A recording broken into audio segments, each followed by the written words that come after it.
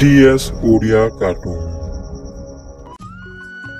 ଏକ ଗାଁରେ ଜଣେ ବିଲୁଆ ରହୁଥିଲା। ସେ ବିଲୁଆ ବହୁତ ଅଳସୁଆ ଥିଲା। ଗାଁରେ ବହୁତ ମୂଷା ଥିଲେ, ଯେଉଁମାନେ ଚାଉଳ ଓ ଧାନ କାମୁଡ଼ି କାମୁଡ଼ି ଘରେ ବହୁତ କ୍ଷତି କରୁଥିଲେ।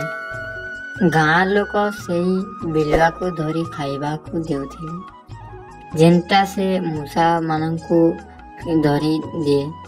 କିନ୍ତୁ ବିଲୁଆ ସବୁବେଳେ ଘୁମାଉଥିଲା। ମୂଷାମାନେ ତାଙ୍କୁ ଦେଖି ହସିଥାନ୍ତି।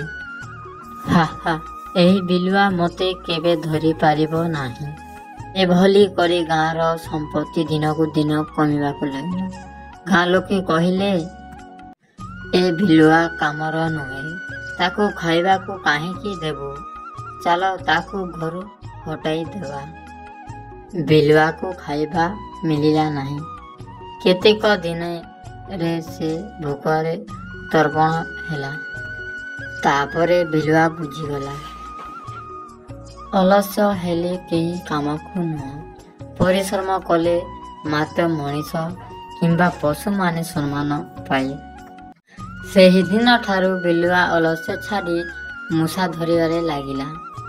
ଗାଁ ଲୋକେ ଖୁସି ହେଲେ ଓ ପୁଣି ତାକୁ ଖାଇବାକୁ ଦେବାକୁ ଆରମ୍ଭ କଲେ। ଏହି ଗପଠୁ କ'ଣ ଶିଖିବାକୁ ପାଇଲା ପିଲାମାନେ? ଅଳସ କେବେ ବି ଭଲ ନୁହେଁ। ପରିଶ୍ରମ ଲୋକଙ୍କୁ ସମାଜ ସମ୍ମାନ କରେ।